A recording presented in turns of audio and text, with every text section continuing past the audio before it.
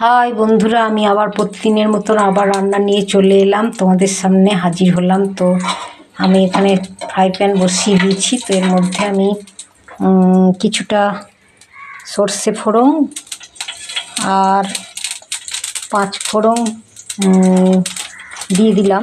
তো 5 ফোড়ন দিয়ে দিলাম।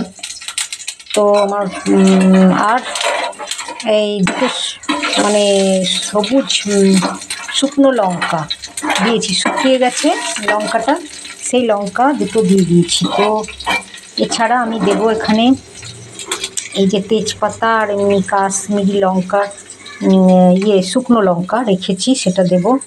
তো এই দিয়ে দিলাম। আর তো আমার এটা ভাজা প্রায় হয়ে গেল। তো এখানে আলু কুটে রেখেছি, দেখো আলুর দম হবে। তো আলুটা এবার দিয়ে দেবো। তো এবার আলুটা আমি ধুয়েই রেখেছি, তো দিয়ে দিলাম। আলু দিতে আরম্ভ করলাম। তো কাশ্মীরি আলুর দম করব।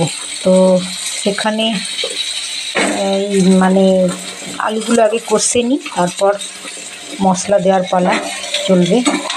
তো যা দেয় তেল, 5 ফোড়ন আর তেজপাতা, আর আমি সর্ষে ফোড়ন দিয়েছি, কারণ সর্ষে ফোড়ন সব তরকারিতে দিলেই একটা অন্যরকম টেস্ট হয়, গন্ধ ওঠে খুব সুন্দর।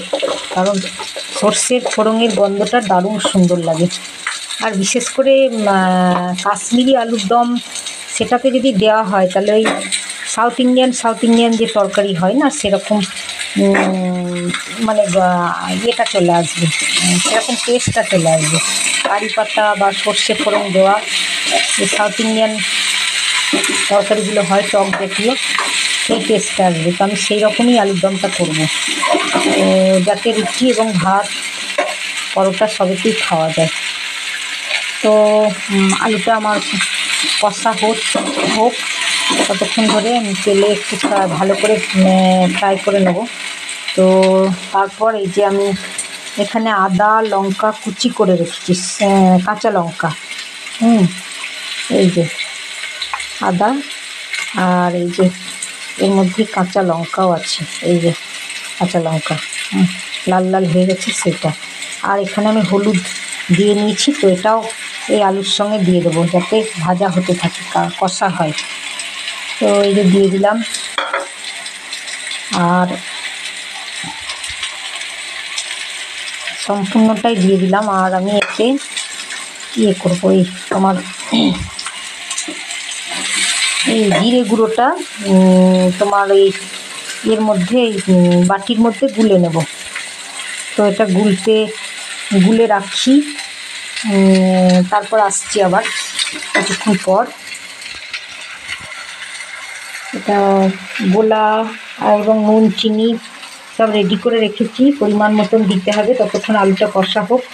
আর আমি জিরে গুঁড়ো এই যে প্যাকেটের এই ধনে গুঁড়ো প্যাকেটে রেখেছি, এটা গুলে নেব।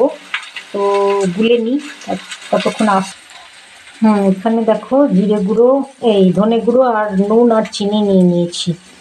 তো এটা আমি জল দিয়ে গুলে নেব। এই যে আমার আলু ফ্রাই হচ্ছে। তো প্রায় আলুটা বেশ ভালোই হয়ে গেল ভাজা, মানে ভাজার সময় পরিমাণ মতন তেল দিয়েছি। তো আবার যদি লাগে তো আমি পরে আবার দেবো। তো মশলা কষতে কষতে কাঁচা তেল দিলেও তার একটা টেস্ট আলাদা হয়, অন্যরকম। তো সেই জন্য মানে পরে দেবো বলে কীরকম লাগবে না লাগবে সেটা না বুঝে অল্প তেল দিয়ে কেমন লাগে আলু ফ্রাই করে সেরকমই দিয়েছি। তো এবার এতে আমি মশলাটা ঢেলে দেবো, এই যে ইয়েটা গুলে রাখলাম সেই মশলাটা দিয়ে দেবো। তো মশলাটা দিয়ে দিলে এবার কষতে থাকবো। তারপরে যদি বুঝি তেল লাগে তাহলে আবার তেল দেবো, আর যদি না লাগে তাহলে দেবো না। তো দেখি কীরকম দাঁড়ায় এটা। তো এতে আমি কারি পাতা দিইনি, পরে কারি পাতা দেবো। তো তখনও তোমাদের দেখাবো যখন কারি পাতা দেবো, তখন এখন দিইনি, কারণ তেলে ভাজলাম না কারি পাতাটা, শুকনো কারি পাতা তো, আর তেলে ভাজলে আরোই গন্ধটা চলে যাবে তেলের সঙ্গে। সেই জন্য মানে তেলে ভাজলাম না কারি পাতাটা লাস্টেই দেবো। তো এবার আমার ভাজা হবে আর আলুটা সেদ্ধ প্রায় হয়ে যাবে যখন, তখন ওর মধ্যে আমি কারি পাতা আর ওই সাউথ ইন্ডিয়ান যদি করি তাহলে আমি ওই একটু টক জাতীয় কিছু দেব। আমার এবার এটা ভাজা প্রায় হয়ে এলো, মশলা দিয়ে কষা হয়ে গেল। তো আর একটু হলুদ লেগেছিল, হলুদ দিলাম। আর এখানে আমি একটু সাউথ ইন্ডিয়ান ঠাটে করব বলে দেখো তেঁতুল ভিজিয়ে রেখেছি, এটা লাস্টে নামাবার কিছুক্ষণ আগে এটা মানে আমি দিয়ে দেবো। তো ওই জাস্ট টমেটো যেমন টক টক হয় ঠিক সেরকম মানে যাতে লাগে ঠিক সেরকম টক জাতীয় হবে। তো টমেটো আমার নাই বলে আমি তেঁতুল দিয়ে করলাম, তেঁতুল দিয়েও খুব ভালো লাগে, রসটা দিলে পরে টক জাতীয় হয়, দারুণ লাগে। যখন টমেটো থাকে না তখন তো তেঁতুল দিয়েই করে অনেকেই অনেক সময়। তো সেইভাবে আমি করলাম। তো এবার জল দিয়ে দিলাম, যে সেদ্ধ হবে পরিমাণ মতন জল দিয়ে দিলাম। তোমরা যেরকম মানে আলু নেবে সেরকম অনুযায়ী জল দেবে। তো আমি যেরকম নিয়েছি সেরকম জল দিলাম, এই যে। তো এটা সেদ্ধ হওয়ার মতন জলটা দিলাম, এবার ঢাকা দিয়ে দেবো। ঢাকা দিয়ে মানে এটা কিছুক্ষণ সেদ্ধ হবে, তারপরে তখন লাস্টে নামাবার আগে এই কারি পাতা আর তেঁতুলের রসটা দিয়ে ফুটিয়ে নেব। তো এই আমার মানে সেদ্ধ হোক ততক্ষণ ব্রেক। হ্যাঁ বন্ধুরা, আবার চলে এলাম। দেখো আলু আমার সেদ্ধ হয়ে গেছে। তো এবার আমি তেঁতুলের রসটা দিয়ে দেবো, ভালো রকম সেদ্ধ হয়ে গেছে। তো এই যে এর মধ্যে কারি পাতা দেওয়া আছে আর তেঁতুলের রসটা করে রেখেছি, এটা দিয়ে দেবো। তাহলে আমার কাশ্মীরি আলুর দম রেডি। তো অনেকে অনেক রকমভাবে করে, আমি এইভাবে করলাম। তোমরা যদি তোমাদের ভালো লেগে থাকে তাহলে তোমরা এরকমভাবে করে দেখো, ভালো লাগে খেতে। আমি করে খেয়েছি, দেখেছি ভালো লাগে, সেই জন্য তোমাদের মধ্যে শেয়ার করলাম।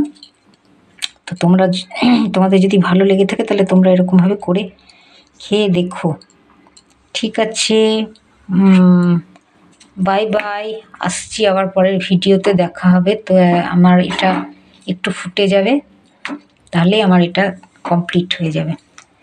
আর এতে মনে করলে তোমরা ঘি দিতে পারো, গাওয়া ঘি। আর যদি মনে করো যে না দেবো না, তাহলেও না দিলেও চলবে, কারণ সাউথ ইন্ডিয়ান তরকারিতে ঘি না দিলেও তো হয়। তো ঘি দিলে আবার একটু অন্যরকম ফ্লেভার বেরোয় সাউথ ইন্ডিয়ান ইয়েতে। তো আমার আছে ঘি, আমি দিলেও দিতে পারি। তো নামিয়ে দেব, এই যে আমার ঘি আছে, আমি নামিয়ে দিতে পারি। যখন নামিয়ে রাখবো তখন ওটা গরম গরম অবস্থায় দিয়ে দিতে হবে। তো দারুণ লাগে খেতে, তাই জন্য তোমাদের মধ্যে শেয়ার করলাম। দেখো ঠিক আছে, নামিয়ে ঘি দিয়ে রেডি করে রাখি, তখন আবার দেখাবো। বাই বাই, আসছি আবার পরের ভিডিওতে দেখা হবে। ততক্ষণ তোমরা সুস্থ থেকো, ভালো থেকো, আমিও ভালো থাকি। আসছি আবার পরের ভিডিও নিয়ে, দেখা হবে। বাই।